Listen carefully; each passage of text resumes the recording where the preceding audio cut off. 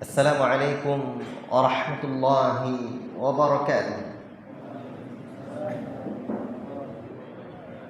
إن الحمد لله نحمده ونستعينه ونستغفره ونعوذ بالله من شرور أنفسنا ومن سيئات أعمالنا. من يهده الله فلا مضل له ومن يضلل فلا هادي له. أشهد أن لا إله إلا الله وحده لا شريك له وأشهد أن محمدا عبده ورسوله. يا أيها الذين آمنوا اتقوا الله حق تقاته ولا تموتن إلا وأنتم مسلمون.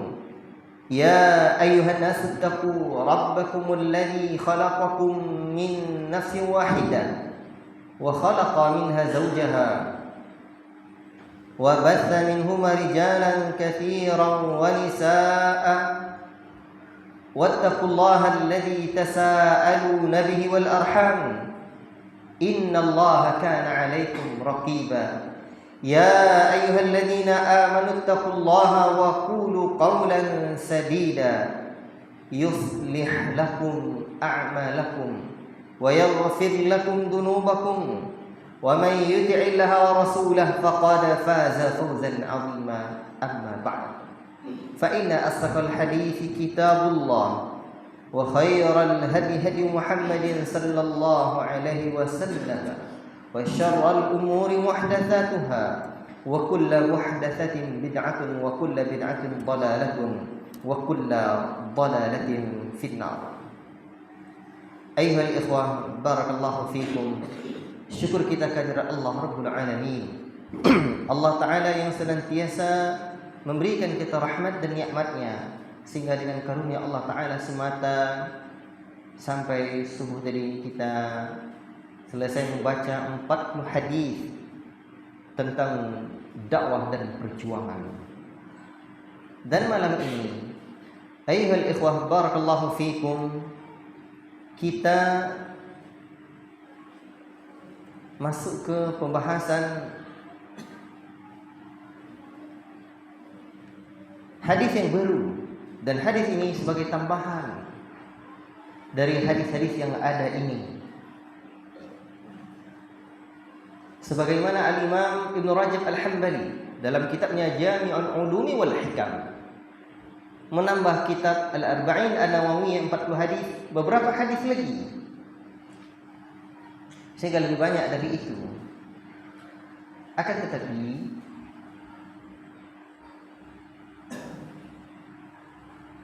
sebenarnya disebut Al-Arba'in tidak mesti 40. Al-Arba'in An-Nawawiyah 42 hadis, tapi sebut juga dengan Al-Arba'in. Berarti bahasa Indonesianya 40-an hadis. 42 itu masih bahasa Indonesia masuk 40-an kan? Betul saja kan? 42 itu masih 40-an kan? Baik. Berarti dalam bahasa Indonesia juga ada. Namun di dalam 40 hadis yang kita sudah baca tadi, yang saya susun dari kitab-kitab para ulama ahli ilmu tersebut, ada hadis-hadis yang matannya berbeda tapi maksudnya sama. Walaupun juga akan ada fawaid yang lain, faedah-faedah yang lain, namun masih bisa kita buat cukup satu hadis. Misalkan silakan lihat di dalam hadis-hadis yang tadi. Contoh, lihat hadis yang ke-24 dan lihatlah hadis yang ke-23. Terlihat tentang hadis di mana Rasulullah SAW naik di Bukit Safa. Lalu Rasul mengatakan, ya sabah, ya sabaha, ya sabaha. Saya lagi share dulu biar saya senang dapat. Yang tadi dan yang sekarang. Ini perkataan Nabi. Nabi memanggil kaumnya, karib kerabatnya. Sebentar, peci kamu saya sering lihat seperti itu. Jangan seperti itu. Anda kan rambutmu atas motor rambutmu ke atas, baru tutup. Biar saya ajarkan pakai peci. Sejak kecil ayah saya, buya saya ngajar saya pakai peci. Biar saya ajar. Turun. Baik. Ikhwati fillah, barakallahu fikum. Jadi hadis ini sama dengan maksud hadis yang ke-24 tentang dari hadis Abu Hurairah radhiyallahu taala anhu, wa anzir ashiratakal aqrabin. Dan Rasul memanggil Bani Ka'ab bin Lu'ay. Rasul memanggil Murrah bin Ka'ab, Bani Murrah bin Ka'ab, Bani Abdi Syams, dan seterusnya. Maka salah satu dari dua hadis ini bisa kita ganti dengan hadis lainnya. Inilah tambahan hadis ini. Faham tak? Satu lagi, coba ini saya lihat contohnya. Hadis yang ke-36. Lihat pula hadis yang ke-35. Hadis Abi Wa'il, ia berkata kepada Usama dan seterusnya tentang bagaimana di hari kiamat kelak orang-orang yang la ilaha illallah, mereka menyeru kepada yang ma'ruf, mencegah dari yang mungkar. yakni orang lain disuruhnya dan ditegahnya, tetapi dia sendiri melakukannya. Sehingga di hadis yang ke-35 itu, coba lihat bagaimana azabnya la ilaha illallah. Dia ternyata diazab di hari akhirat kelak dengan azab yang sangat mengerikan. Dilemparkan dia dalam neraka, isi perutnya keluar dan terburai hingga dia berputar-putar bagaikan seekor keledai yang berputar-putar melalui mesin gilingannya. Mesin gilingnya. Ini azab. Dan ditanya siapa ini? Inilah dia. Penduduk neraka berkumpul mengelilinginya. Wahai fulan, apa yang terjadi denganmu? Bukankah kamu dulu menyuruh kepada yang ma'ruf, mencegah dari yang mungkar? Lalu dia mengatakan, aku memang memerintahkan kalian berbuat yang ma'ruf dan mencegah, tetapi aku sendiri tidak melakukannya. Melarang kalian dari berbuat mungkar, tapi malah aku mengerjakannya. La ilaha illallah. Hadis yang ke-36-nya, dan itu diperlihatkan kepada Nabi sallallahu alaihi wasallam di malam Isra dan Mi'raj. Dan sebenarnya hadis ini seperti yang sudah saya sebutkan tadi di dalam silsilah hadis as-sahihah, seperti yang dalam referensi saya itu disebutkan oleh, saya nukil dari referensi yang ada itu. Syekh Muhammad Nasiruddin Al-Albani rahimahullah ta'ala menilai hadis ini adalah hadis yang sahih, tapi juga diperbincangkan oleh para ulama. Makanya di dalam riwayat, di dalam ta'liq kitab Sunan Imam Ahmad, Musnad Imam Ahmad yang lain, ini disebutkan sebagai hadis yang dhaif. Itu biasa di dalam perbedaan pendapat dalam penilaian hadis. Namun maksudnya sama dengan hadis yang ke-35 itu. Maksudnya adalah tentang azab orang-orang yang melupakan dirinya. Ta'muruna bil ma'ruf wa tanhauna 'anil munkar. Kamu menyeru yang ma'ruf ta'muruna an-nasa bil birri wa tansawna anfusakum. Kamu menyeru kepada yang ma'ruf tapi kamu melupakan dirimu. Atau seperti firman Allah, kabura maqtan 'indallahi an taqulu ma la taf'alun. Besar dosanya orang-orang yang menyeru tetapi kepada jalan Allah tapi dia tidak melakukannya. Tadi saya sudah sebutkan terutama pada bab yang wajib dan yang haram. Dan azabnya di hadis yang ke-36 ini adalah dia di hari akhirat kelak tuqradu syifahuhum bimaqarid min nar. Mereka digunting lidahnya dari gunting-gunting dari api neraka itu. Tapi berbeda azabnya, modelnya. Paham tak? Hadis-hadis ini contohnya. Hadis-hadis ini itu bisa kita masukkan dalam syarah. Dari ini saja ada dua. Bisa antum pahami apa maksud tambahan? Jadi saya sebutkan ini maksud tambahan, hadis-hadis tambahan ini disampaikan. Apa fawaidnya? Satu, untuk merevisi hadis yang 40 ini biar bab per babnya sudah terwakili, sudah selesai. Ya. Karena ada beberapa referensi saya di dalam hadis 40 tentang dakwah dan perjuangan tentang jihad ini. Ya, saya kan hanya mengumpulkan dari referensi 40-an hadis tentang dakwah, tentang jihad ini. Nah, dan juga referensi lain yang saya dapatkan. Baik. Silakan lihat hadis yang pertama sebagai tambahan, dan malam ini cukup 3.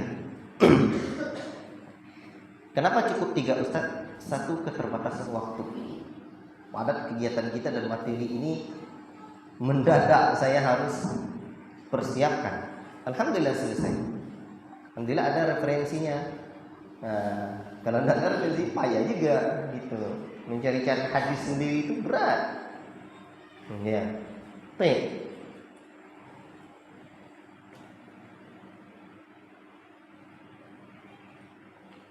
Itu yang pertama. Yang kedua, memang 3 hal ini insya Allah itu lumayan cukup buat pelajaran kita.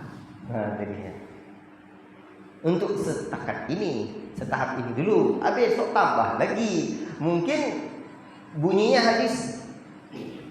hadis-hadis dakwiyah. Misalkan hadis-hadis dakwah misalkan nanti lagi, seperti insya Allah nanti dalam musyawarah tarbiyah akan saya buat pula 40 hadis tentang pendidikan dan peradaban. Itu nanti. Jadi hadis-hadis yang besarnya itu bisa kita buat hadis-hadis terbawi dalam sunnah Nabi. Misalkan hadis-hadis terbawi, hadis-hadis tentang pendidikan. Baik. Hadis yang pertama yang saya lihat insyaallah taala sangat bermanfaat buat saya dan antum sebagai para penuntut ilmu yang tengah belajar berdakwah di jalan Allah, tengah berjuang di jalan Allah. Kita melihat di dalam kitab-kitab hadis para ulama. Yang paling dekat contohnya Al-Arba'in An-Nawawiyah. Hadis yang pertama ini adalah hadis Abu Hafiz Umar bin Khattab yang bunyinya semua hafal. Innamal a'malu binniyat wa innamal likulli imri'in ma nawa. Seseorang hanya saja amal itu tergantung dengan niatnya, dan seseorang mendapatkan sesuai dengan apa yang ia niatkan. Faman kanat hijratuhu ila Allah wa rasulih, fa hijratuhu ila Allah wa rasulih. Barang siapa yang hijrahnya kepada Allah dan Rasulnya, maka dia mendapatkan pahala hijrah kepada Allah dan Rasulnya. Artinya hadis ini tentang usul prinsip dalam agama. Bahkan juga kitab-kitab yang lain ditulis oleh para ulama itu tentang niat, untuk mengikhlaskan niat kita. Terus kenapa Ustaz tidak memuat tadi, menyusun 40 hadis dalam dakwah dan perjuangan ini hadis tentang niat duluan? Pertama, hadis tentang niat itu sudah masyhur dengan lafaz innamal a'malu binniyat. Saya sengaja pula tidak membuat hadis, memasukkan hadis itu tadi. Saya ingin mencari hadis yang lain sehingga menjadi tambahan hafalan kita. Yang dah baca itu kita hafal. Namun karena saya belum mendapatkan yang pas, maka saya pun melihat dalam waktu yang singkat itu fenomena umat ini yang penting dulu.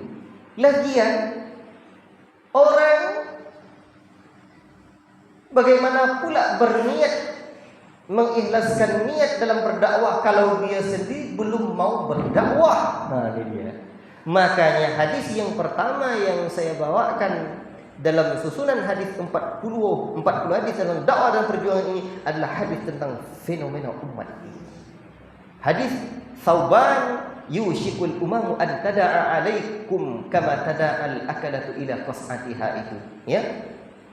Hampir saja umat-umat lain mengurumuni kalian sebagaimana orang-orang mengurumuni makanan di nampan. Kan, dan ini cukup menggetarkan jiwa saya. Antum bergetar nak jiwa untuk mendengarkan hadis ini? Bergetar kan? Terpanggil kita untuk berjihad lagi, untuk berjuang lagi, untuk berdakwah lagi dengan kondisi umat yang seperti ini. Maka hadis tentang niat itu tidak saya masukkan yang pertama, motivasi dakwah dulu. Dan sebaiknya hadis tambahan yang pertama ini diletakkan di hadis dia yang nomor 2-nya. Itulah dia. Hadis yang nomor 2-nya atau nomor 3-nya. Karena hadis nomor 2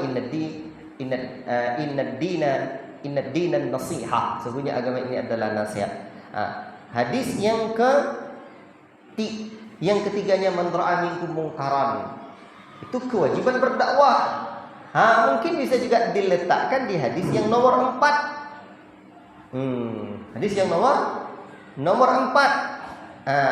Digeser di nomor 4, nadallahu ra'an, itu ke nomor 5-nya. Itulah kira-kira, tapi tentunya satu kitab kita tulis sekarang, kita susun sekarang, besok kita renungi lagi. Kayaknya revisi lagi. Makanya kitab-kitab para ulama juga seperti itu, tidak lepas dari revisi. Contoh yang dekat ada Ustaz Ali Ahmad Hafizahullah Ta'ala itu nulis minta ampun. Ada satu kitab beliau itu sudah belasan tahun revisi terus. Jadi sempurna.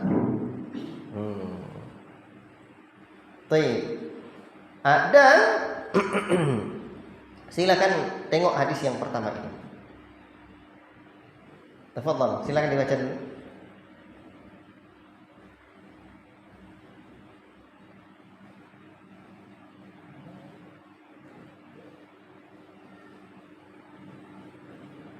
Silakan. Enggak ada yang? Tafadhal. Keraskan.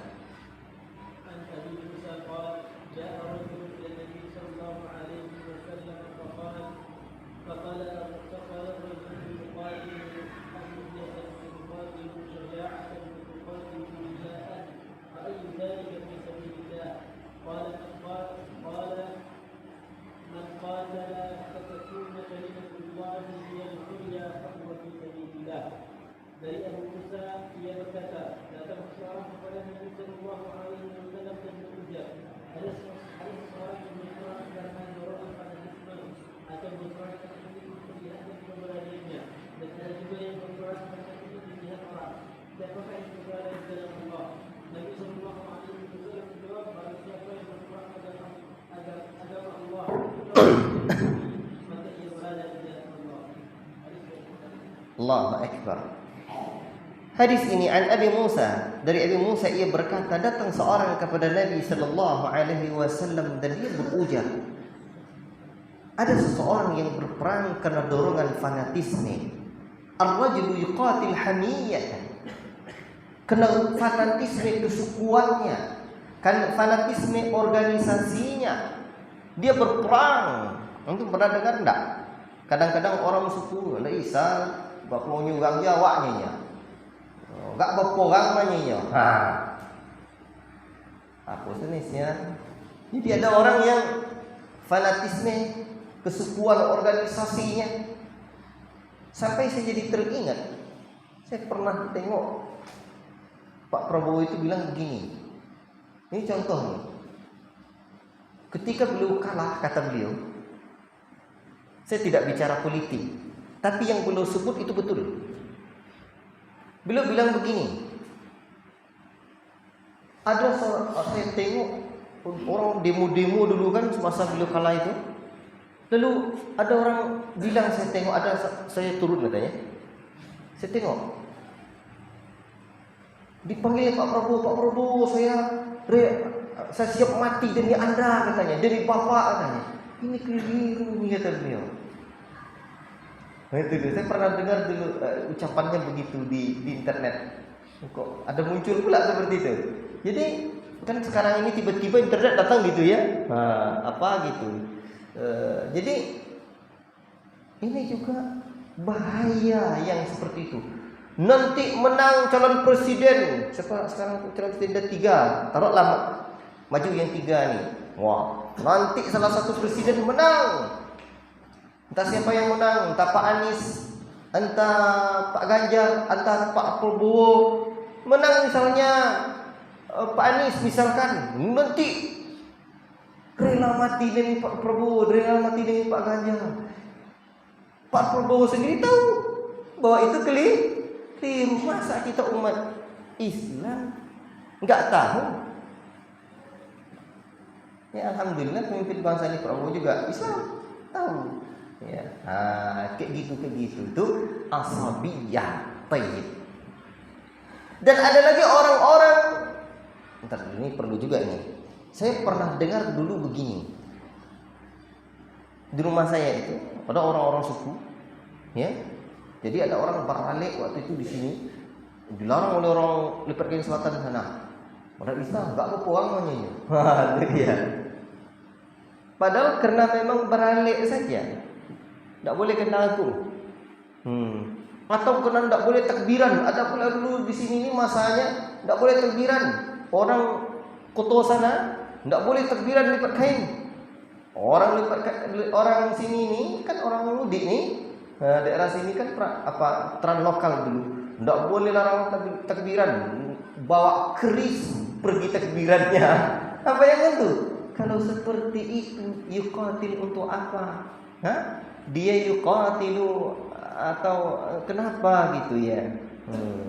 Tetapi dan ada orang juga yang berperang yuqatilu syaja'atan. Ada yang berperang untuk ingin memperlihatkan keberanian dia. Kenapa? Dia pendekar silat. Mungkin guru padepokan perguruan silat tertentu. Pantang kita. Ini yuqatilu syaja'atan. Dan ada lagi yuqatilu riya'an. Dia berperang karena riya. Ingin dilihat orang, macam-macam lah niatnya. Tapi perangnya itu perang yang tidak syar'i lah begitu. Ya, dan niatnya juga pula begini. Lalu apa yang terjadi? Fa'idhalika fi sabilillahi. Para sahabat ini bertanya, "Ya Rasulullah, siapa yang berperang siapa yang berperang terhitung di jalan Allah? Siapa orangnya?" Kan kalau dalam perang itu kan ada pula tuh. Tidak mungkin pula lah tidak ingin menunjukkan keberanian. Taruhlah perang sesama perang umat Islam. Ya, bukan perang sama umat Islam. Antara perang Islam dengan orang kafir. Duel satu-satu. Duel atau duet namanya itu? Duel ya. Duel satu-satu. Satu maju satu seperti dulu orang para sahabat berperang. Itu mesti menunjukkan keberanian itu. Enggak mungkin enggak menunjukkan ketangkasan, kehebatan. Tentulah wajar sahabat ini bertanya, siapa yang terhitung fi sabilillah ya Rasulullah? Maka Rasul pun mengatakan, man qatala litakuna kalimatullahi hiyal ulya. Man qatala litakuna kalimatullahi hiyal ulya fahuwa fi sabilillah. Barang siapa yang berperang agar agama Allah tauhid ini menjadi tinggi, maka ia berada di jalan Allah. Haji, berarti ini nih, jazakallahu khairan. Berarti ini nih niat. Barang siapa yang ingin berdakwah pula untuk hanya sekedar untuk ingin dikenal terus nanti sebar.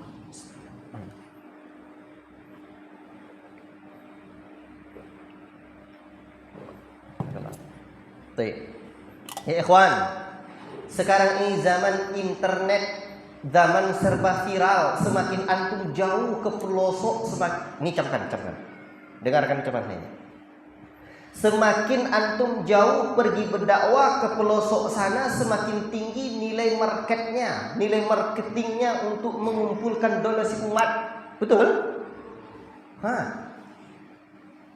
Maka semakin antum nanti akan terkenal. La ilaha illallah. Nanti buat itu baru. Mantap ini kontennya. Kemana? Alamnya indah. Wih, ini mu'alaf nih yang diislamkan. Posting nanti tim Markis, tim Bina Nusantara, Islamkan orang sekian puluh orang. Ya ikhwan, niat awal antum apa dan yang sedang antum kerjakan apa?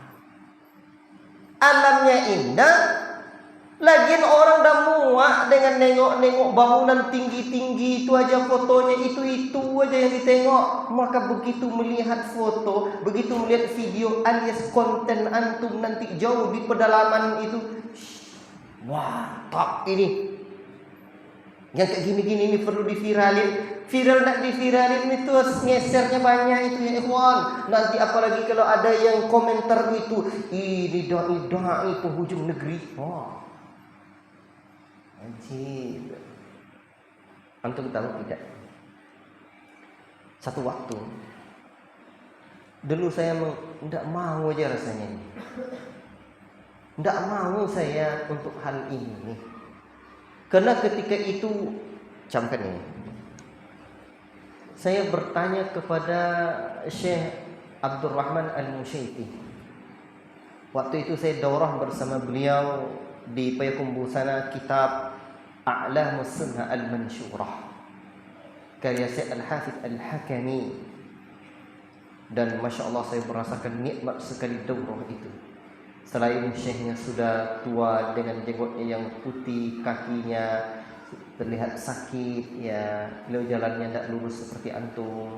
Beliau semangat dakwahnya tinggi dari Mekah, datang dengan biaya sendiri mintanya. Kemudian syekhnya ramah, mudah senyum, Masya Allah, nikmat sekali saya. Dan syekh ini saya tahu pula dia berdakwah ke Afrika sana. Apa tak nikmat saya?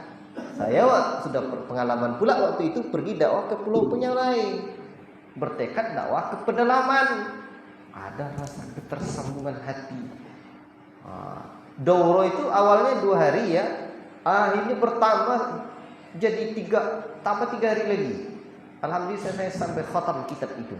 Yang lain cuma 2 hari atau 3 hari ya. Yang lain itu ada dapat sertifikat. Alhamdulillah sertifikat saya sertifikat khatam. Dah sampai khatam saya bersama Syekh itu. Setelah dan saya banyak berdialog dengan beliau. Akhirnya beliau tahu latar belakang saya, sampai beliau kirimkan saya kitab 2 jilid itu. A'mal Qulub namanya itu. Amalan-amalan hati. Karena beliau tahu latar belakang saya tasawuf, cerita dengan beliau. Ya. Dan salah satu yang saya minta nasihat dari beliau, mungkin masih ada rekamannya. Coba dicari lagi nanti. Saya rekam terus itu. Salah satu yang saya minta nasihat kepada beliau, ya Syekh, kata saya, tolong Syekh, Anda ini kami tahu secara makna ini bahwa Anda berdakwah, antum ya Syekh berdakwah ke negeri Afrika. Tolong ceritakan kepada kami bagaimana dakwah di negeri Afrika itu agar kami bisa termotivasi ya Syekh dalam dakwah ini. Ajib, saya betul-betul takjub. Antum tahu tidak? Yang beliau ceritakan bukanlah diri beliau, saya hanyalah seorang kecil, kata beliau. Tapi beliau menceritakan kisahnya Syekh Abdurrahman As-Sumaiti, seorang dokter yang sudah doktor itu, yang dia telah membuat sumur sekian banyak, ya, telah mengislamkan orang sekian banyak. Antum tengok, atau ada ceramahnya Abu Ferus itu, Dr. Abdurrahman As-Sumaiti. Kalau tidak tegak bulu roman itu dibuatnya, ruh dakwah itu belum masuk juga lah tuh. Luar biasa Dr. Abdurrahman As-Sumaiti ini. Jadi ajib, saya dengar dari Syekh ini luar biasa. Antum tengok ya, Dr. Abdurrahman As-Sumaiti ini. Perlu saya ceritakan dulu nanti ya. Dr. Abdurrahman As-Sumaiti ini. Saya lanjutkan dulu nih. Nanti ada satu lagi tentang ini di hadis yang ketiga nanti saya sampaikan. Ingatkan saya, Ustaz, ada lagi Dr. Abdurrahman As-Sumaiti. Ingatkan nanti saya ya. Baik. Biar nyambung dulu. Termotivasi saya. Ada satu lagi yang saya sampaikan kepada beliau, Syekh, bagaimana caranya Syekh di zaman internet hari ini ya Syekh, kita dakwah ke pedalaman. Saya sampaikan waktu itu saya pernah dakwah pedalaman, saya jumpai sana Syekh, ada seorang ibu punya 2 suami. Saya bilang, bagaimana Syekh kalau kita tidak berdakwah, Kita di sana terjumpai pendeta, mereka punya banyak uang. Bagaimana cara share? Sementara kita juga butuh uang, butuh gerak ke sana. Uang kita gimana cara butuh ngajak orang, kita masukkan ke internet share. Karena share ini penekanannya terhadap keikhlasan ajib. Lalu masukkan ke internet, kemana ceritanya share, nanti orang puji kita. Begitulah kira-kira saya sampaikan. Nanti orang kita terkenal. Bagaimana menjaga hati kita ya Syekh? Ajib. Terasa tak? Risau antum sama tak dengan risau saya? Kata Bashir, kita berbagi risau. Jadi sama tak kira-kira? Sama kan? Apa caranya itu? Jadi saya memang berat rasanya dengan level ilmu, pengalaman, amal hati yang seperti hati saya lah dulu lemahnya. Antum tahu tidak ya ikhwan, ada dua nasihat ini yang sangat berkesan bagi saya. Satu, kata beliau, ibda bi nafsi, mulai dakwah itu dari dirimu. Hartamu wajib.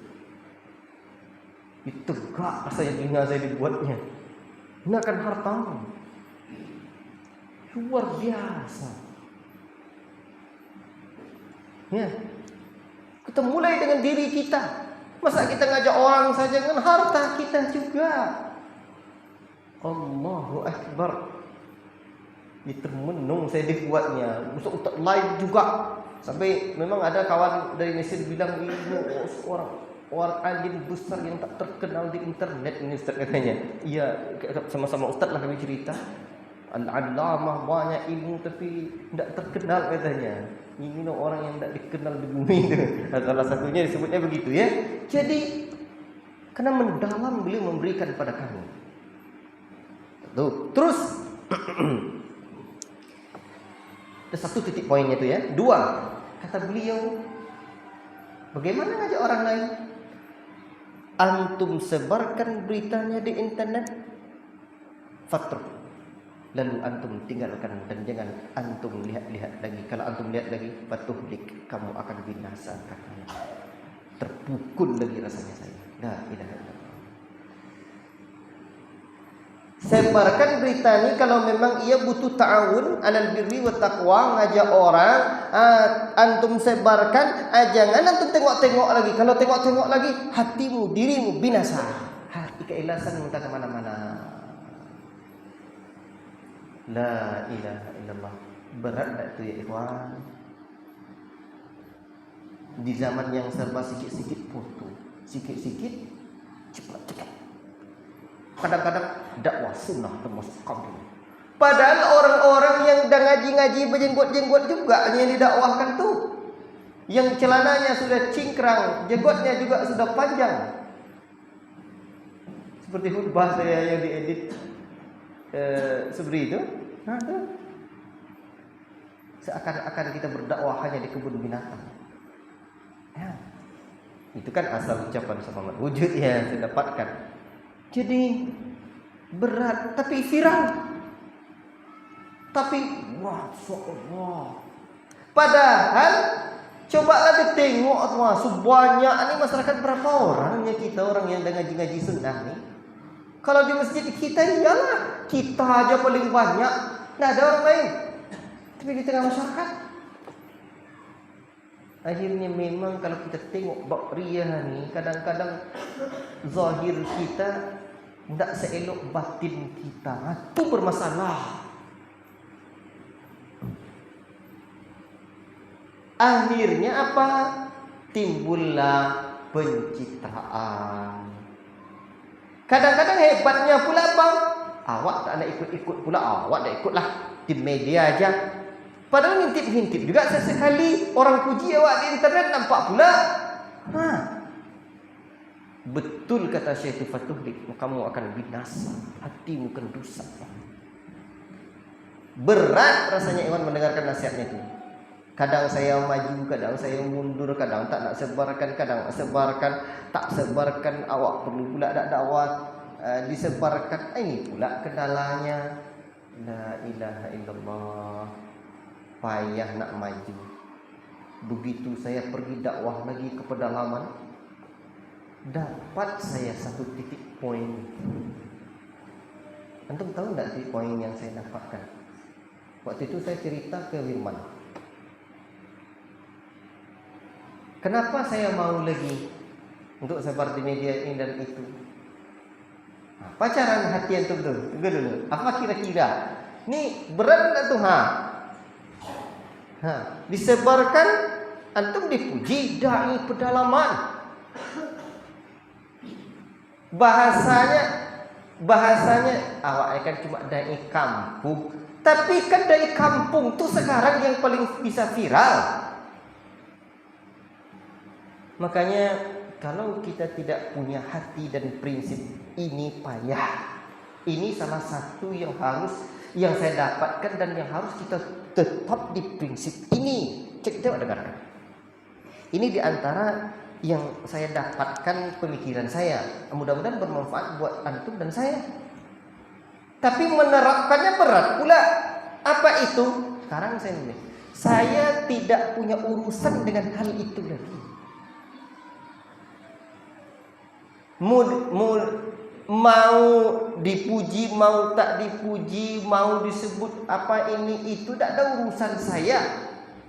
Urusan saya mau belajar berdakwah, selesai. Tapi kan berat tuh. 1, 2, kalau kita tidak maju mengajak orang untuk ta'awun 'alal birri wa taqwa, kapan kita akan berdakwah ke sana di saat yang sama mereka para pendeta berkeliaran di kampung-kampung dan pelosok-pelosok negeri itu, ya ikhwan. Maka mau tidak mau kita harus punya prinsip, urusan kita bukan dengan itu. Urusan kita adalah dengan dakwah ilallah. Tetapi memang kita harus jaga prinsip ini. Maka hadis ini sangat urgen sekali kita tanamkan dalam diri kita, yang akan terhitung sebagai mujahid yang berperang di jalan Allah itu adalah orang litakuna kalimatullahi hiyal ulia, dan karena dakwah juga adalah bagian jihad di zaman ini. Maka kita mau apa dalam perjalanan itu? Adakah terselip niat dalam hati itu, niat yang tidak elok, niat yang tidak baik, ikhwan? Antum ingat tidak 3 orang yang diseret ke dalam api neraka dahuluan? Orang alim yang ingin banyak ilmu agar dikatakan dia alim, orang yang rajin sedekah agar dia dikatakan seorang yang dermawan, orang yang berjihad di jalan Allah agar dia dikatakan seorang pemberani, lalu diseret ke dalam api neraka lebih duluan ketimbang orang lain. La ilaha illallah.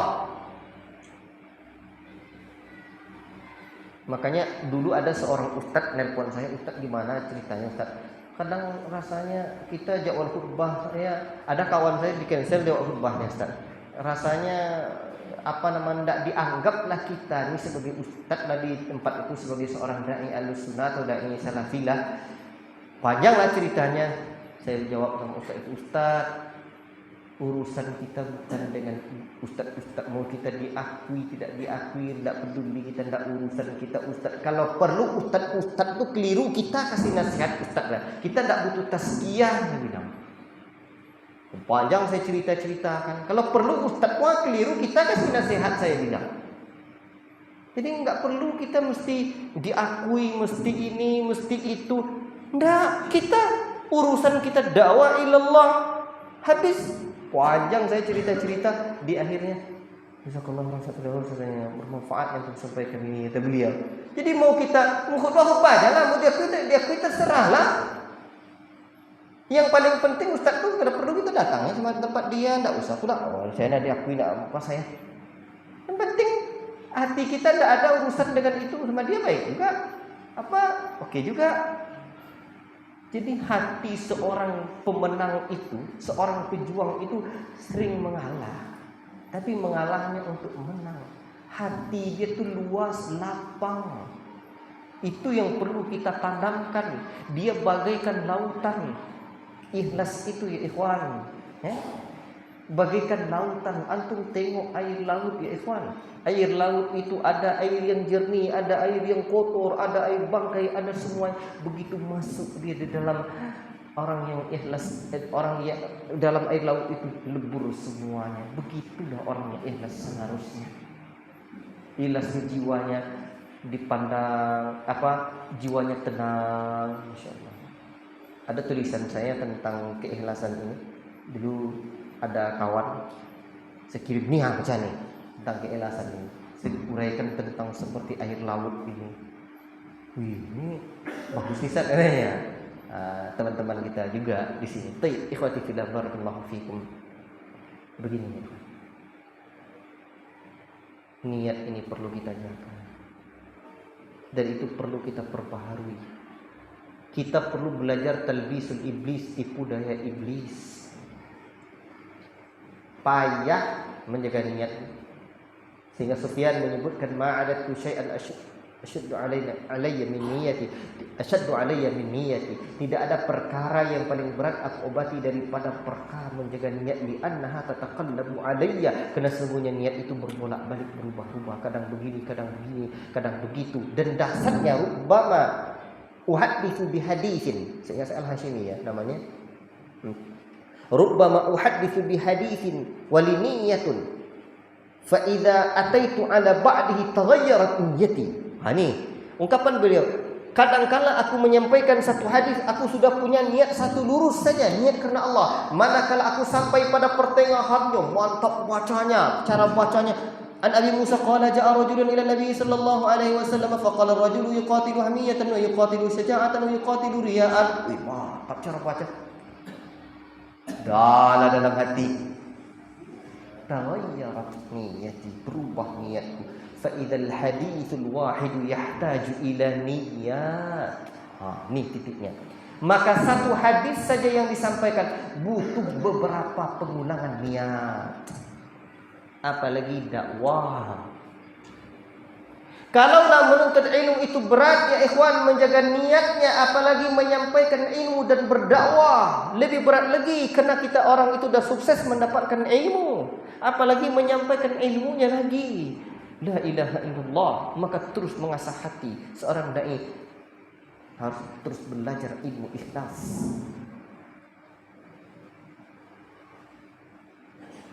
Ilmu ikhlas itu tahu enggak? Ada dulu kisahnya, ini kisah dibuatnya kisah ini. Kisah dibuat ada seorang, ntar dulu. Ini baru Tulus namanya. Ntar dulu. Ini perlu juga. Tapi ini bukan kisah nyata ya. Kisah dibuat ada seorang Pak Haji, anak dia Masya Allah. Anak dia nih pokoknya anak bagus lah, anak Pak Haji ini adalah seorang imalin kecil lah di kampung tuh. Dia nak melamar nak Pak Haji. Ada pula alumni Timur Tengah yang nak melamar pula Pak Haji. Melamar nak Pak Haji nih. Begitu tengok, ini hanya sebagai sebuah gambaran saja ya. Nak lamar nak Pak Haji ini. Jadi tentu pikir-pikirlah Pak Haji. Yang satu akhlaknya nampak baik, yang satu lagi dari Timur Tengah, bergelar ya. Awalnya yang ini yang anak kampung nih. Tapi akhirnya karena memang dia merasa bahwa yang satu lagi itu adalah, dia tahu satu lagi itu adalah orang yang berilmu, bergelar. Akhirnya disampaikannya sama Pak Haji, udahlah Pak Haji, saya sadar, saya rela dia jauh lebih baik dari saya. Pak Haji ini mencari orang yang ikhlas. Wah, ini caranya. Saya rela Pak Haji, dialah yang paling bagus dari saya, baik dari saya. Kata Pak Haji, kamu ini orangnya. Kata Pak Haji. Tapi cerita dibuatnya tuh, dapat dia ilmu ikhlas. Tuh. Berat tak tuh? Kalau ada kejadian seperti itu berat tak tuh? Antum bisa tak tuh? Udah cinta sama anak orang tua, ada tuh orang berilmu. Calon mertua cari orang yang ikhlas. Ya dalam Pak Haji. Tapi tak dibuat-buat. Kamu Ini orangnya katanya, Pak Haji cari orang yang ikhlas. Nah, tapi tidak kisah nyata itu ikhwan. Entah kalau memang diangkat dari kisah nyata. Wallahu a'lam. Baiklah. Jadi memang itu baru tulus itu. Kalau ikhlas itu karena Allah. Karena Allah. Ini panjang ini. Makanya kitab-kitab, antum tahu enggak, ada kajian saya di Sukamakmur itu. Kajian saya di Sukamakmur itu adalah kajian yang saya menikmati. Antum tahu enggak? Kita baik berdakwah itu yang paling saya rasakan. Berdakwah yang orang mendengarkannya paling 1 jamnya tuh. Dan bagi kita yang menyampaikan ada 2 ilmu dan dua posisi yang kita dapatkan. 1 persiapan materi, dapat ilmu kita. 2 setelah menyampaikan dan materi, dapat hati kita. Lapang hati dalam menyampaikan materi itu. Begitu pula dakwah. Ketika dakwah di pedalaman itu bagi saya, yang saya rasakan bukan masyarakat pedalaman itu berapalah dapat manfaat dari kita, tapi hati kita yang bahagia menyapa mereka, hati kita yang nikmat mengunjungi mereka itu yang tak ternilai harga terasa. Oke, ini kita baca hadis yang kedua dulu ya. Kita tingkatkan terus. Ntar dulu. Belum sampai cerita saya.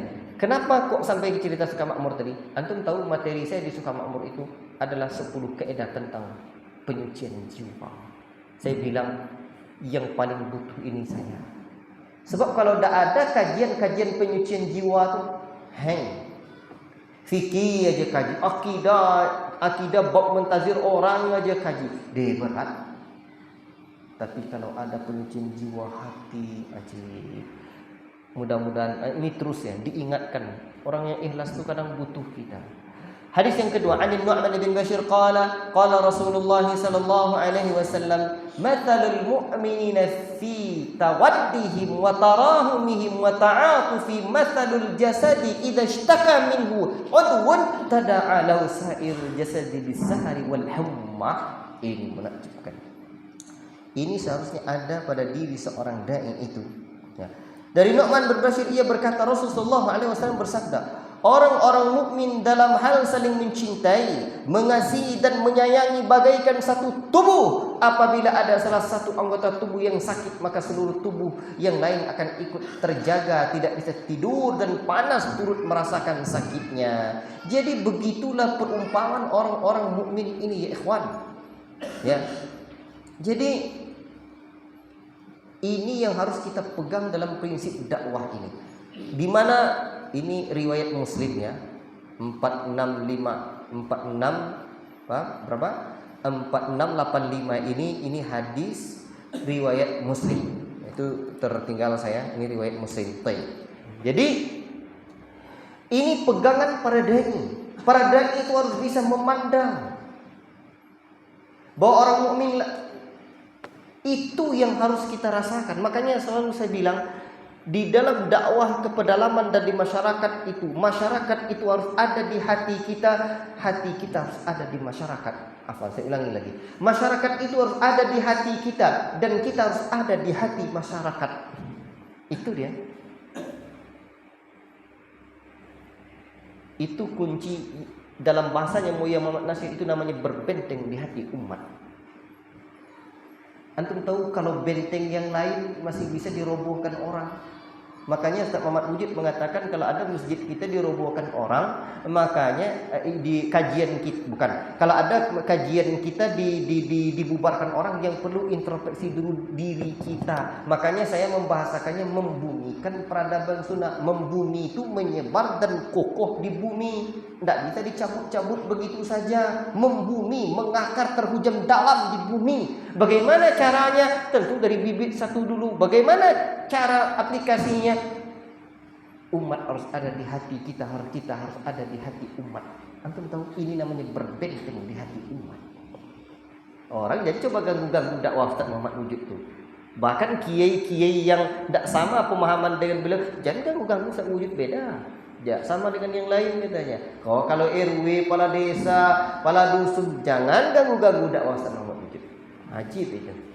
Tapi memang, memang ada umpamanya berita, ada sesuatu jauh di sana. Ada nak ustaz sampai belum menceritakan kepada saya, ada SMS masuk kepada saya, entah nyasar, entah apa, jauh 2 kali naik pesawat, entah 3 kali, belum lagi berjalan kaki naik sepeda motor sampai ke dalam tuh, tapi kena sampai nyasar ke tempat beliau. Ada orang yang menceritakan tentang kondisi desanya, dia minta ada acara berbuka di mana, berapa biaya ke tempat antum, sampai beliau ke sana. Itu memang semangat saya, betul-betul dipompa-pompa saya sama dengan usia dia yang sudah sekian. Ya ikhwan, banyak saudara-saudara kita di sebalik bukit sana lagi. Betul. Di hadis-hadis sebelumnya kita sudah menyebutkan tentang wajibnya kita berdakwah kepada orang-orang kufar. Itu lebih bagus lagi. Tapi masih banyak saudara-saudara kita yang lain yang masih muslim tidak tersentuh. Mereka beragama Islam, tapi mereka butuh sentuhan, butuh bimbingan. Tapi di mana letak kita idza ishtaka minhu udwan tada'a lahu sa'irul jasad ni? Apabila satu dia sakit, yang lain mengerang. Kadang dah dengar, ada satu tempat, kadang pondok pun ada berasanya, itulah buat pondok gratis juga. Jangan seperti itu kita pada orang lain. Biarlah orang mungkin seperti itu. Taib. Masyarakat di pedalaman itu, kalau antum tahu ya Ikhwan, rumah-rumah walisan kita tengoklah. Bak kata istri saya, lebih cantik pondok kita memang dari rumah dia. Wajar dia betah di tempat kita. Tengok di Penyalai sana tuan, rumah-rumah mu'allaf tu. Saya tanya satu hari, ada bantuan besok rumah, mau enggak Bu? Ini kan rumah juga katanya. La ilaha illallah. Belum lagi yang lain. Kita ni satu jasad. Kalau sifat ini tak ada pada diri kita, bagaimana kita ingin menyebarkan dakwah? Maka akhirnya kita hanya pengen berpikir terbesar tak tersebar. Padahal masyarakat di pedalaman itu butuh sentuhan-sentuhan. Tidakkah agama ini wa ma arsalnaka illa rahmatan lil alamin? Tidak akan utus engkau Muhammad melainkan memberikan rahmat bagi sekalian alam, bukan hanya buat umat Islam tapi juga orang-orang kufar. Ini bicara sedang umat Islam hadis ini. Antum ya ikhwan, kalau pergi ke pedalaman tuh, la ilaha illallah, sedih kita, disitulah hati kita kadang tersentuh. Bisa dia yang hidup seperti ini. Kalau saya ceritakan nanti satu persatu bagaimana derita saudara-saudara kita yang jauh di sana. Calon mertua dia ni, tengok kisah yang seperti itu di situ. Mudahan jodoh, betul? Amin. Ya, insyaallah. Jadi berat. Dan apabila kita buat pondok gratis, barulah kita mengerti. Kalau buat pondok berbayar, kita orang-orang yang level kalangan atas saja yang datang pada kita. Paling mampu saya ustaz, katanya itu aja. Tapi kalau buat pondok gratis itu baru kita mengerti ya ikhwan, bagaimana deritanya. Makanya dulu saya bilang, kenapa pondok ini mau buat pondok gratis? Ini rahasia salah satu yang harus saya ulang lagi untuk sebutkan kepada antum. Bilang sama saya dulu, apa sebabnya pondok ini istiqomah kita membuat pondok gratis? Cak, ada yang ingat tidak? Saya ingatkan untuk nanti. Ada yang lain? Ada yang tahu? Dan kenapa dakwahnya fokus di kampung-kampung dan pedalaman-pedalaman di desa-desa? Kenapa kita pede kali dengan hal ini? Dan kita yakin di sinilah letak kebangkitan perjuangan itu. Ya ikhwan, Di lain sisi dengan sanad yang sahih dari Abu Darda radhiyallahu taala anhu, antum tahu tidak di mana Nabi pernah menyebutkan, kata Nabi, wa tunsaruna bi du'afaikum. Wah, ini dia. Kalian akan ditolong dengan orang-orang du'afa kalian.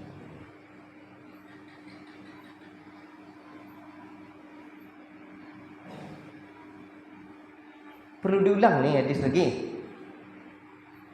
Ini bukan Firdaus ibn Bashir. Perlu saya ulang lagi. Yang menyebut hadis ini, ucapan ini bukan anak Tuk Bashir. Nabi. Allahu Akbar. Bahkan awal hadis itu ya ikhwan, Rasul sallallahu alaihi wasallam menyebutkan ini dalam Sunan Abi Daud. Ya. Fa innama turzaquna wa tunsaruna bi du'afaikum. Kalian akan diberikan rizki dan ditolong dengan para du'afa kalian. Oh, berarti ya tak donasi kita orang miskin. Bukan itu pula. Maknanya itu keliru sangat itu. Wih, wajarlah berarti memang kita memanfaatkan betul orang miskin ini untuk cari duit. Keliru itu. Nah, nanti kita buat poster, kita buat nanti, wah bisa lah nanti itu, mantap nih. Enggak. Tapi ya ikhwan, dengan doanya para du'afa itu, bahkan kalian diberi rezeki oleh Allah. Ajib. Faham tu? Itu sebab kita perhatian dengan desa, kampung, pelosok, dan orang-orang kampung itu di hati dia kadang lembut, masih murni, ori. Yang kampung-kampung itu mantap kan? Tak percaya coba makan ayam kampung. Ini aja, ori. Kalau gadis kampungnya jangan makan lah. Dinikahi tak apa-apa. Jadi satu dulu. Kalau saya panjang di sini panjang nanti nih. Karena ini konsep pemikiran saya. Jadi kebangkitan perjuangan dan peradaban itu di sini. Makanya sekarang ini, coba sekarang antum sampai ke sini, tapi tidak apa-apa lah.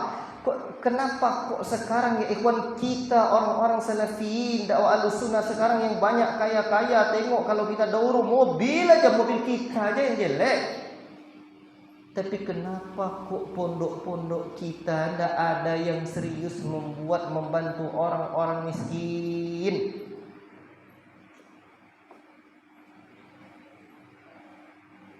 Mau kita kemanakan hadis ini?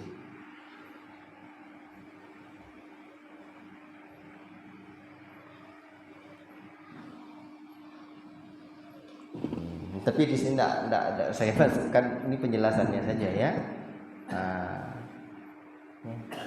Bahkan ada hadisnya apa yang menjelaskan bahwa kalian tuh diberikan rezeki dengan doa para penuntut ilmu, kan? Itu udah biasa kita dengar. Ini ya, kalian ditolong dengan apa? Dengan doa. Bahkan ada lafaz lain begini. Qala Rasulullah sallallahu alaihi wasallam, innama, ini dengan lafaz yang ada al-hasan lagi. Innama yansurullahu hadhihi al-ummata bidha'ifiha bida'watihim wa salatihim wa ikhlasihim. Kayaknya perlu saya sampaikan ini. Sesungguhnya umat ini ditolong dengan orang-orang du'afanya, dengan apanya? Dengan doa mereka, dengan salat mereka, dengan keikhlasan mereka. Itu dalam riwayat An-Nasa'i. Dalam riwayatnya Al-Imam Al-Bukhari, hal tunsaruna turzakuna illa bidu'afaikum. Jelas ini. Allahu Akbar. Makanya antum jangan ejek orang du'afa itu. Orang miskin itu. Orang miskin itu ya ikhwan, Makanya saya selalu bilang sama anak-anak ini, boleh kita miskin harta, tapi berpantang kita miskin cita-cita. Tanamkan itu. Ini sudahlah miskin, tak sadar diri pula, cita-cita tak ada. Sudahlah miskin, cita-cita kagak punya. Kita boleh miskin harta, tapi pantang miskin cita-cita. Tanamkan itu. Dah? Faham tu? Oke ya, cukup ini. Itu pentingnya kita. Pengikut para nabi itu diketahui oleh Heraklius. Dalam hadis yang tadi, hadis kemarin, pengikut para nabi itu orang kaya-kaya atau orang-orang miskin katanya kan? Heraklius dia bertanya, orang-orang duafa atau orang miskin katanya. Tahu dia tuh. Pengikut para nabi itu banyak duafa. Ini orang kaya aja. Kayak pendeta cerita Ustaz Abdul Rahman tadi pagi jadi pilih-pilih pendeta tuh sama pendeta tuh. Mana orang kayanya? Karena nanti banyak pajaknya 10% dari hasil kekayaan tuh masuk ke dari jemaat tuh untuk pendeta. Kayalah. Tidak begitu agama nih. Tapi sebaliknya jangan dimanfaatkan pula orang miskin ini nyari kekayaan. Beda lagi ceritanya. Kalau yang sebelah begitu, yang mana sebelah tu Ustaz banyak, sebelah-sebelahnya. Jangan begitu. Itu keliru sangat lah tu. Itu zalim lagi. Tapi menghinakan orang miskin, tak bisa. Pantang saya. Ya, buatlah sekolah berbayar. Setuju saya. Aman ada enggak yang membayar, yang mau membayar tu? Ada enggak yang fokus untuk memperhatikan yang miskin-miskin ini? Cuman yang miskin-miskin ini perlu kita kasih sadar pula nih. Ini kan banyak pula yang tidak sadar. Yang terbangun banyak, tapi yang sadar tidak banyak. Itu pula. Cukup ini. Saya kalau bab ini panjang nanti ini. Hadis yang ketiga. Ini penting ini ya ikhwan, yang kedua tadi ya. Camkan itu.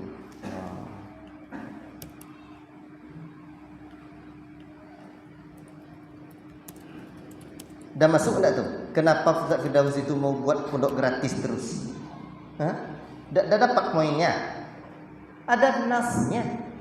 Perjuangan kita ini bukan nyari uang semata. Bahkan saya bilang dalam tanda kutip, kok pakai tanda kutip Ustaz? Karena memang para dai juga butuh uang. Kata kawan-kawan tuh, gimana pula caranya mau lapar di perut tuh? Berarti memang butuh uang, tapi orientasinya berjuang membangun peradaban umat. Itu dia. Intansurullah yansurkum. Ini hadis yang terakhir. Nih. An Abi Dzar qala Rasulullah sallallahu alaihi wasallam tabassumuka fi wajhi akhika laka sadaqah. Kata Rasul, kata Abu Dzar, beliau sallallahu alaihi wasallam bersabda, senyummu pada wajah saudaramu adalah sedekah. Ini kerja dakwah para dai di kampung dan pedalaman. Di mana-mana tempat juga. Kadang saya risih ya ikhwan di kota tuh, walaupun cuma 8 bulan saya tinggal di Pekanbaru itu lebih kurang. Tapi mau risih saya. Saya tidak mencela orang Pekanbaru, tidak. Sebab di mana-mana kota juga begitu. Saya juga pernah di Jakarta, terasa terusir saya. Ada orang yang ngaji-ngaji juga di kota sana. Beliau ketawa, kan dulu saya pernah ceritakan. Kayak gitu dia. Panjang kalau ini ceritanya. Nggak senyum. Lewat nggak senyum. Nggak senyum. Padahal itu sedekah. Tapi jangan pula kalian terlalu senang berarti senyum-senyum terus, nanti Ustaz lewat di tempat pondok awak tuh senyum-senyum terus. Itulah tuh. Saya jontik gigi kalian itu nanti. Tahu jontik? Itu lain senyumnya tuh. Memfitnah. Jadi memang banyak senyum ya, Pak. Senyum, salam, sapa, sopan, santun. Hafal itu. Senyum, salam, sapa, sopan, santun sabar satu lagi. Ya. Jadi dia kan begini. Awalnya kan ya apa ya, assalamualaikum, senyum dulu, assalamualaikum. Nah, salam, senyum, salam, sapa. Dari mana Pak Cik? Tuh masuk ke pedalaman tuh begitulah. Dari mana Pak? Lembutkan gigi daripada lidah. Nah, baik. Itu istilahnya senyum, salam, sapa, sopan, sopan. Jangan sembarang dikaku aja di rumah orang tuh, jangan sembarang perempuan dipegang di rumah orang tuh. Ada dulu orang sampai risau saya nengoknya. Ada waktu itu mesin tik, ada diketik-ketik jadi dipegangnya semuanya. Lasak itu namanya, lasak bin cingkuak itu. Tahu cingkuak kalian? Monyet kok Anda perlu dia sekolah itu. Pandai dia bersekayun. Jadi senyum, salam, sapa, sopan, santun sama orang. Assalamualaikum. Biasakan. Bahkan latih kalian, ambil kaca kalian tua kalau tak pandai juga senyum, adik tengok di rumahku. Buat kayak gitu. Faham tuh? Saya tahu saya. Karena sering saya tengok kalau saya senyumnya begini. Nah, tahu saya. Kalau saya begini, saya juga tahu. Kalau saya begini, kerut kening kayak di sini. Tapi kalau saya gini sedikit, nampak tahu saya di sini. Jadi, saya tengok. Kalau yang akhwat gimana Ustaz? Belajar juga senyum. Tapi pacarannya kami ini Ustaz, kami kan pakai cadar. Nanti assalamualaikum Bu De. Bukan kepala sikit ini tidak nampak laki-laki. Serondok-serondok seperti monci. Tahu monci kalian? Tikus. Tapi kalau lewat dia dengan Pak D tukang somai, Pak D katanya.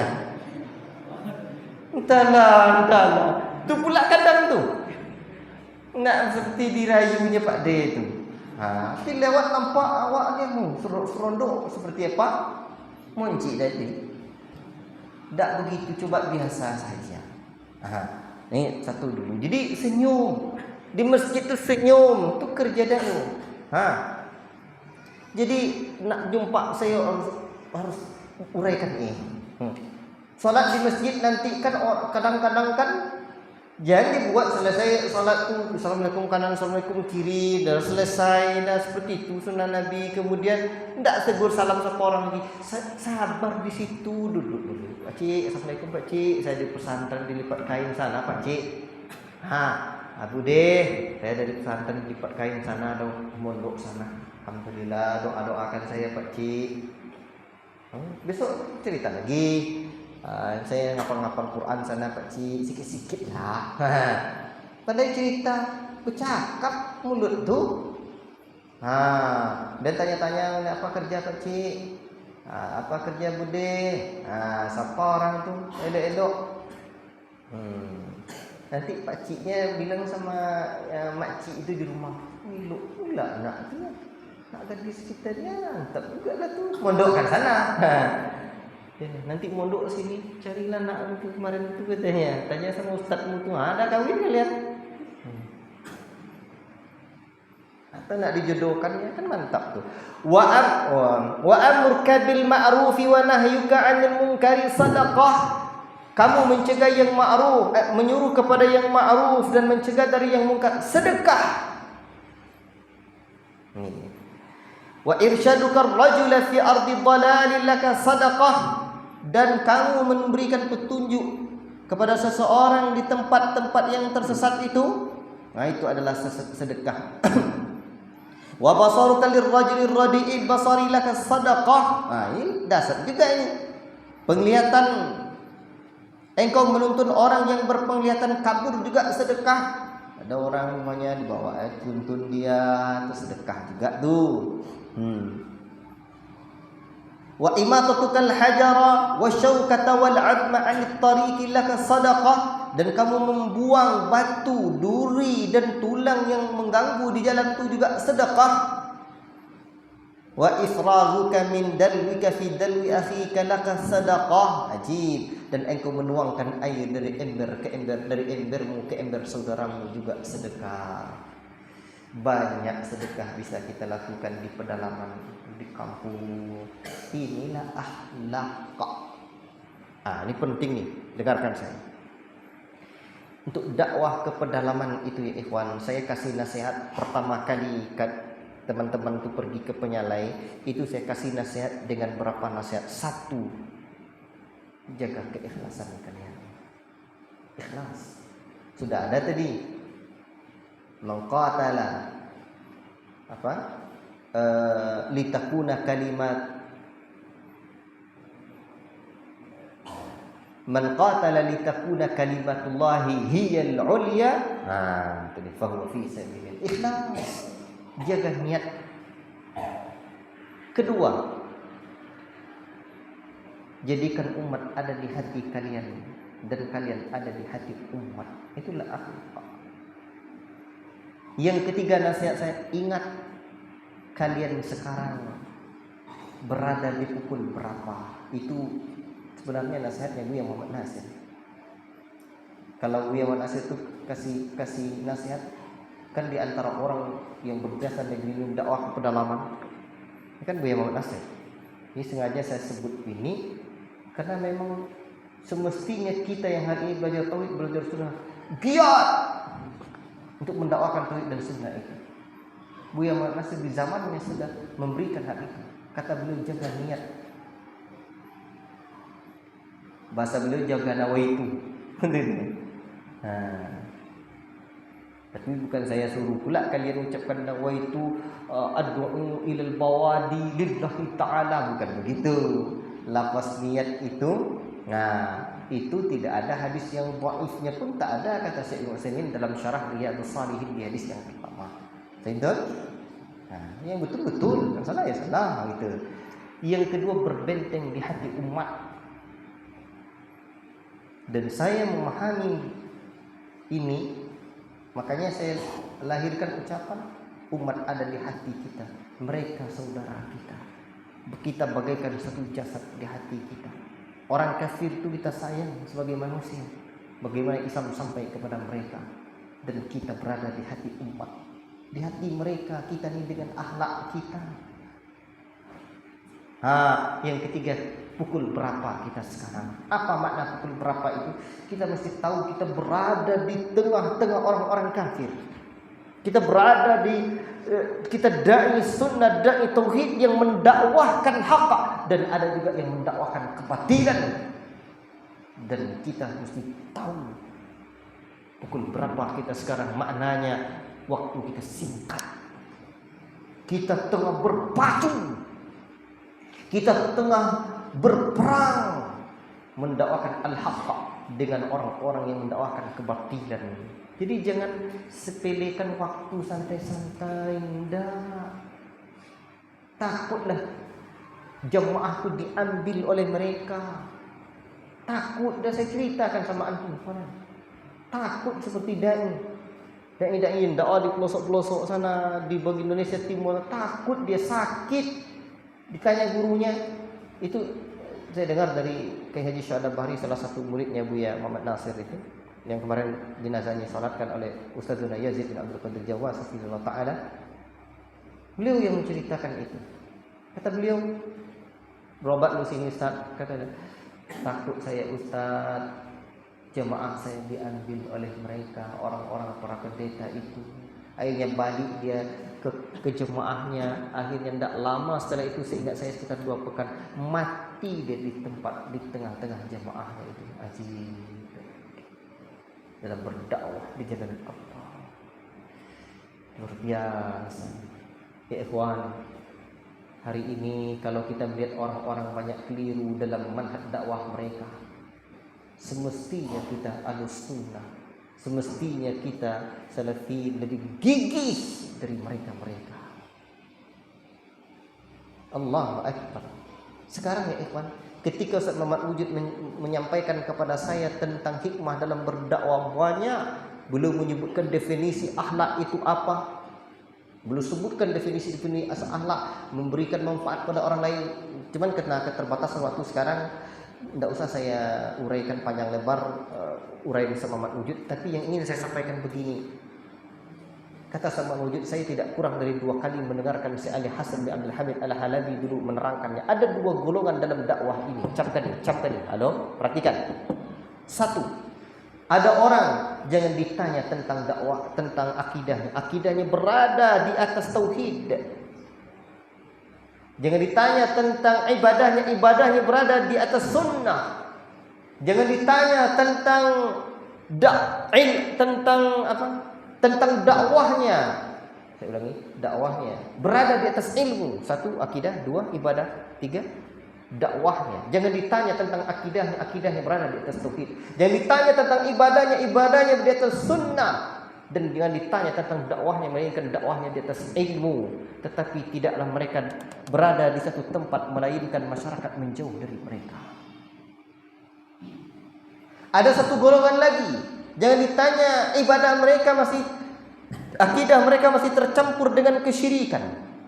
Ibadah mereka masih tercampur dengan kebid'ahan. Dakwah mereka tidak di atas ilmu, tapi tidaklah mereka berada di satu tempat, melainkan orang-orang mengerumuni mereka. Apakah kira gerangan kelompok pertama dengan segala kelebihannya orang-orang menjauhi mereka?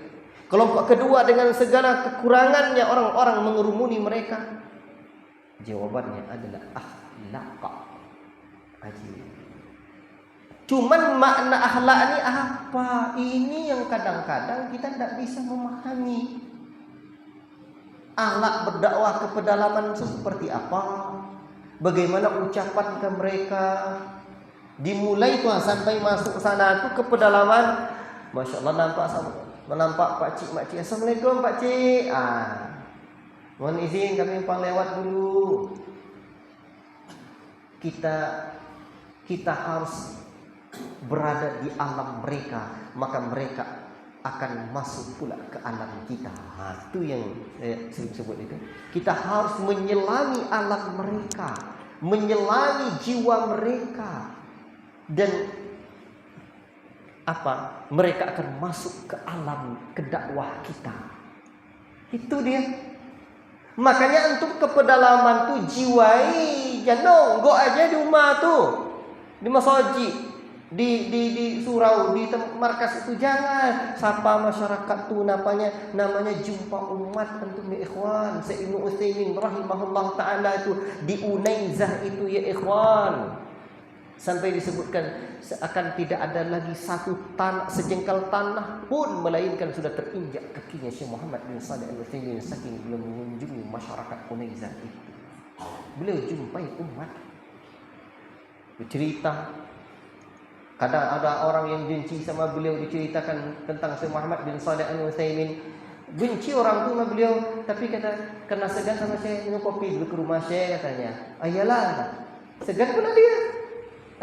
Karena memang dia tawar basa-basi aja. Besok lah saya katanya.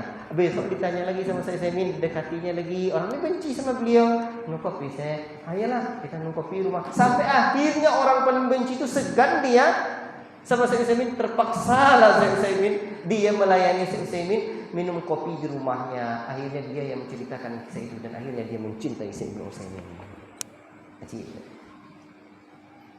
Ada orang paling benci dakwah antum semantik di pelosok sana tua, siapkan kain sarung. Assalamualaikum Pak Cik.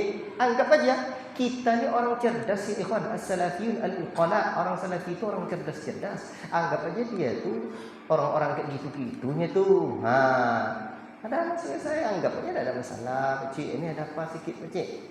Ini ada apa namanya? Sarung. Selesai. Dengarkan bahasa mereka. Terasah hati antum dengan pedalaman itu dengan begitu. Dengarkan bahasa mereka tuh, bagaimana lembutnya. Itu sebab dikirim tuh ke penyalai itu. Orang penyalai itu lembut bawaannya. Sebab kadang orang tak dapat dia. Contoh, orang kadang kalau belajar ke Arab saja, orang Arab tuh orang Padang Pasir. Orang Padang Pasir tuh Assalamualaikum, tak pandai senyum-senyum. Kalau awak-awak ini orang kayak gitu tuh Kosek paso namanya. Kasar. Makanya jangan copy paste model Arab yang seperti itu tuh. Orang Sungai Nil, orang Mesir bisa dia assalamualaikum ahlan wa sahlan ya akhi katanya. Bisa dia Masya Allah ya habibi. Itu gaya orang Mesir itu tuh. Kena orang Sungai Nil. Begitulah dia. Di daerah-daerah tuh nanti ada tuh. Coba antum pergi ke Jogja, lembutnya minta ampun deh. Layu kita kali dibuatnya. Belajar kelembutan hati juga di sana. Ya? Atau suatu saat antum pergi berdakwah dan belajar ke masyayikh Ahlussunnah di India sana. Bagaimana kelembutan mereka, kezuhudan mereka. Ke India belajar ustaz. Iya. Kan ada juga murid Bin Bas di sana. Jami'ah Salafiyah, Jami'ah Darussalam namanya di sana. Tahu kita, orang kalau di rumah makan diceritain sana, minum diletakkannya dulu air putih hangat suam, hangat kuku. Letakkannya. Baru ditanyanya mau minum apa. Ada yang menceritakan kepada saya yang tanya ke sana. Ya, minumin apa Pak adanya. Kalau orang kita ditanyanya mau minum apa Bang katanya. Baru dicarikannya air. Ini tidak diletakkannya dulu air putih hangat. Baru kan senang kita tuh. Iko dak lah 2 jam berdontang baru tiba. Nasi cakok 20 menit. Sekian menit. Kosek basuh. Didapatkan di mana? Di kampung-kampung. Antum dilatih tuh. Jadi banyak fadilahnya. Paham tuh? Di Yaman itu juga begitu. Orang Yaman itu selembut hati mereka selembut hati burung. Perlu bergaul kita bagaimana cari hikmah, belajar kehidupan. Satu saat kata Buya Hamka, itu namanya mengembara. Saya punya tulisan tentang itu. Ya. Mengembara. Ya. Faedah, manfaat mengembara dalam apa namanya? Dalam membentuk jiwa. Antum tahu enggak? Di antara ada ulama, enggak usah sebut namanya dulu ya. Ini enggak apa-apa lah. Al-Imam Ibnu Hazm rahimahullah taala. Di antara ulama yang keras ucapannya adalah Al-Imam Ibnu Hazm. Seingat saya, Bin Bas rahimahullah taala tidak mau membaca kitab ini. Kalau enggak salah saya begitu. Kenapa? Karena takut dia khawatir kitabnya Imam Hazm itu merusak lisan beliau. Keras kritikannya terhadap ulama lain. Dan antum tahu tidak, sebagian ahli ilmu lain mengatakan kenapa Imam Ibnu Hazm seperti itu? Karena kurang rihlah katanya dalam talabul ilmi. Antum paham maksud saya? Kurang rihlah, kurang membara. Jadi mengembara itu mengasah hati, melembutkan budi, mengasah bagaimana elok dalam tata bahasa. Jadi kita di pedalaman butuh ini. Bismillah, ini pada panjang-panjang kali sedekah kita ya ikhwan. Jadi banyak senyum. Kita kerja dakwah di pedalaman itu adalah kerja bagaimana dai datang masyarakat senang. Dai datang masyarakat senang. Wallahu taala alam bisawab. Saya punya ceramah kemarin menghantarkan ada 3 sesi ya, atau 2 sesi itu menghantarkan dakwah sunnah dengan hikmah. Itu penting itu. Bagaimana hikmah mengantarkan dakwah sunnah. Tidak di sini waktunya sekarang. Saya akan khususkan satu muhadharah nanti contoh-contoh praktek hikmah dalam berdakwah. Dakwah di orang pemula dengan mendidik tim itu beda. Didik tim itu butuh diasah-asah betul juga. Walaupun demikian, tentu hukum asalnya juga lemah lembut dan hikmah dalam dakwah ilallah. Wallahu taala alam bissawab. Allahumma anfa'na bima 'allamtana wa 'allimna bima yanfa'una. Semoga ini cukup ya hadis kita selesai dorong kita malam ini. Alhamdulillah hadis-hadis tentang dakwah dan perjuangan. Mudah-mudahan memberi iktibar, bermanfaat bagi saya yang menyampaikannya dan memberi iktibar bagi antum yang mendengarkannya. Semoga menjadi ilmu yang bermanfaat. Saya bersyukur sekali menyelesaikan hadis-hadis ini. Ada 43 hadis dan nanti kita edit lagi dan insyaallah akan saya buat syarahnya juga satu waktu nanti ya. Garapan yang lain juga banyak.